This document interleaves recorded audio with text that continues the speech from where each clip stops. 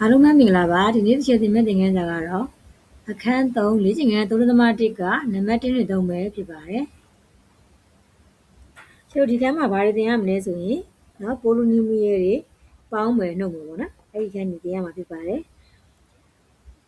ပိုလီနိုမီယယ်တို့ပေါင်းတယ်နှုတ်မယ်ပြုလုပ်တဲ့အခါမှာတဲ့ထန်ချင်းတူတဲ့ကိန်းလုံးတွေကို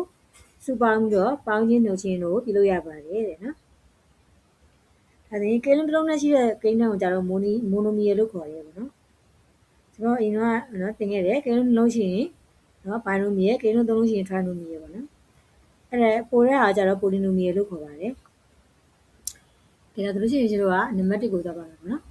နံပါတ်1ကအောက်ပါပိုလီနိုမီယယ်များ၏အဆင့်ကိုဖော်ပြပါတယ်အဆင့်ဆိုတာကကျွန်တော်ဘာပြောရလဲဆိုရင်ထန်ညွန့်ကိုပြောတာပါနော်ပိုလီနိုမီယယ်အဆင့်ဆိုတာကနော်အဲ့မိုနိုမီယယ်အဆင့်ဆိုတာက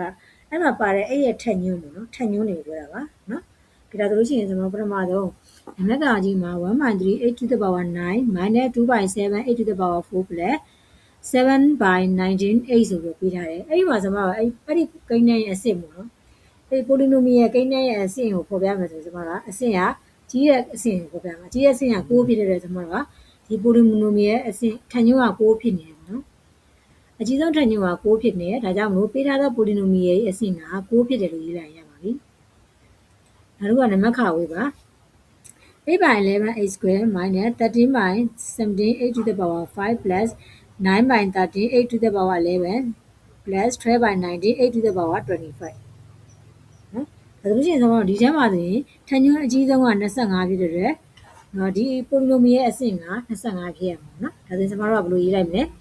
အကြီးဆုံးထန်ညွန့်က25ဖြစ်တယ်ဒါကြောင့်မလို့ပေးထားသောပိုလီနိုမီယယ်အဆင့်က25ဖြစ်ပါတယ်နော်နံပါတ်ကငယ်က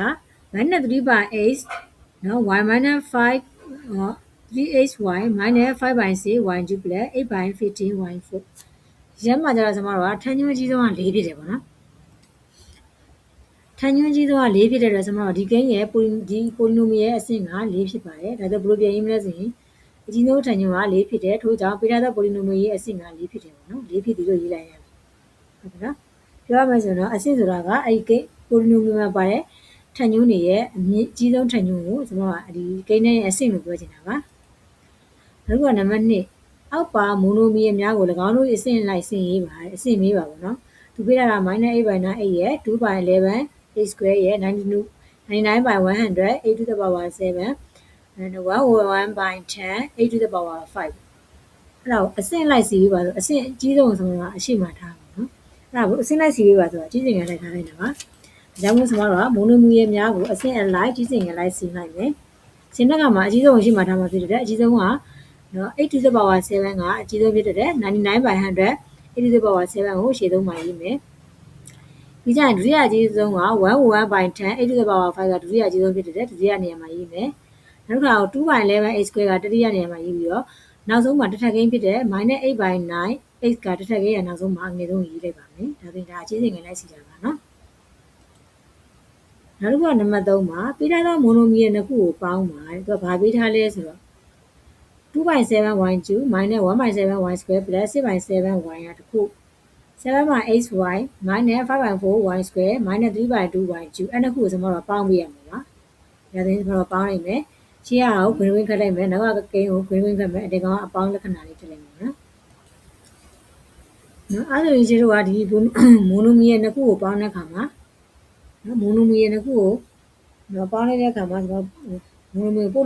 လီနိုမီယယ်ပေါ့နော်ဒါမိုနိုမီယယ်ပါမိုနိုမှာပါနော်ပိုလီနိုမီယယ်နှစ်ခုကိုပေါင်းတဲ့အခါမှာနော်ထန်ညွန့်တူတာတွေရင်းစုမယ်ဒါဆိုပထမဆုံးနော်ပထမဆုံးကျွန်တော်တို့ကတစ်ထပ်ကိန်းတွေရင်းစုမယ်တစ်ထပ်ကိန်းကကြဒီအခုနှစ်ခုထဲမှာပေါ့နော်တစ်ထပ်ကိန်းနေရပါတယ်ဆိုရင် 6/7y ရှေ့ကကွင်းမှာ 6/7y နောက်ကကွင်းမှာကျတော့ 7/8y အဲ့ဒါကိုတခါစုလိုက်မယ်နောက်တော့တစ်ထပ်ကိန်းပြီးတော့နှစ်ထပ်ကိန်းကိုစုမယ်နှစ်ထပ်ကိန်းကကျတော့ရှေ့ကကွင်းမှာက 1/7 -1 ဆိုရှေ့ကလက္ခဏာမှာယူရတယ်နော် -1/7y square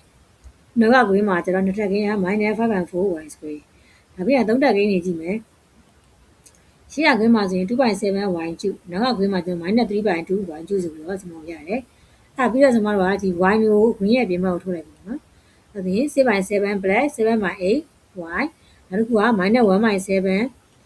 -5/4 4y square နောက်က 2y square 2.7 minus 3.2 y cube ဆိုပြီးထည့်နေမယ်ပြီးကြရင်ကျွန်တော်ဝင်တဲ့ကိန်းတွေကိုပိုင်းခြေညှိမှာနော်ပိုင်းခြေညှိတဲ့အခါမှာကျွန်တော်9နဲ့ရှင်းနေဆိုတော့ကျွန်တော်9ကိုရှင်းနေမြောက်ရှိကို9နဲ့မြောက်ပါအဲ့တော့ပိုင်းခြေက56ရမယ်9ရှိရင်56 9ကိုရှင်းနေမြောက်တာဖြစ်တဲ့အတွက်ပိုင်းဝင်ဖြစ်တဲ့6ကိုလည်းရှင်းနေမြောက်တော့6 6 48နောက်ကကိန်းမှာကျတော့8ကိုကျွန်တော်တို့က9နဲ့မြောက်တယ်ပိုင်းဝင်ကိုလည်း9နဲ့မြောက်တော့9 9 49အဲဒီပိုင်းခြေက56နဲ့48အပေါင်း49 y ဆိုပြီးရရှိပါတယ်နောက်တစ်ခုကကျတော့ကျွန်တော်7နဲ့4တယ်ပေါ့နော်အဲ့ဒါဆိုရင်ကျွန်တော်တို့ကနော်28ဖြစ်အောင်လို့9ကို4နဲ့မြောက်မယ်4ကို9နဲ့မြောက်ဒါဆိုရင်9ကို4နဲ့မြောက်တော့28ရတယ်ဒါဆိုအပေါ်ကပိုင်းဝင်1ကိုလည်း4နဲ့မြောက်တော့4ရတယ်ပေါ့နော်နောက်ကကိန်း4ကိုလည်း9နဲ့ပိုင်းခြေ9နဲ့မြောက်တယ်28ပိုင်းဝင်ကိုလည်း9နဲ့မြောက်တော့9 9 35နော် y square နောက်တစ်ခုကနောက်ဆုံးအကိန်းမှာကျတော့လေ7 - 2ပေါ့ဒါဆိုရင်9ကို2နဲ့မြောက်မယ်2ကို9နဲ့မြောက်9ကို2နဲ့မြောက်တော့14ရတယ်အပေါ်ကပိုင်းဝင်2ကိုလည်း2နဲ့မြောက်တော့4ရတယ်နော်နောက်က3.2မှာကျတော့ပိုင်းခြေ2ကို9နဲ့မြောက်တယ်ပိုင်းဝင်3ကိုလည်း9နဲ့မြောက်တော့9 3 27ဟုတ်နော်ဒီဒါတင်တွက်လို့ရပါပြီရှေ့ဆုံးမှာကပိုင်းခြေက56ပဲပိုင်းဝင်ကကျတော့48နဲ့49နဲ့ပေါင်းတာဖြစ်တယ်69ရတယ်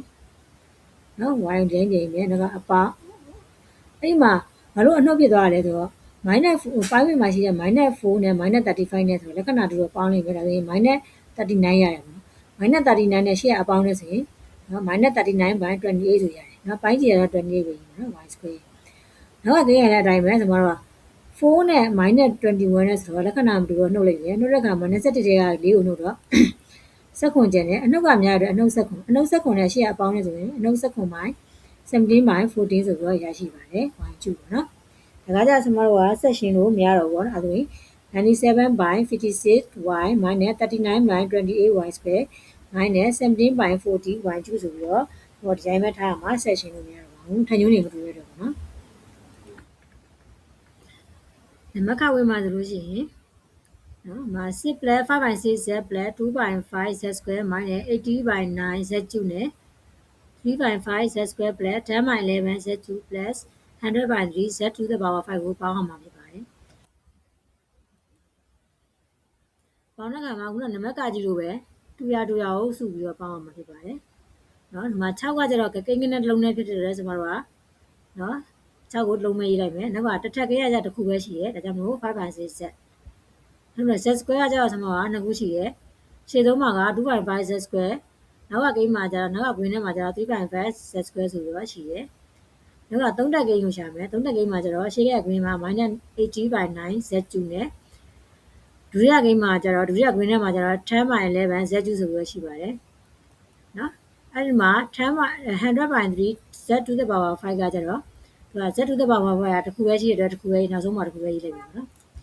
ရေးပြီးတဲ့အခါမှာကျွန်တော်တို့နော်ဒီအတိုင်းပဲ zip plus 6 plus 5 by 6 z ကိုကျတော့သူကပေါင်းလို့မရတဲ့ဒီတိုင်းပဲရေးလိုက်မယ်ကွင်းထဲမှာရှိတဲ့ကိန်းကို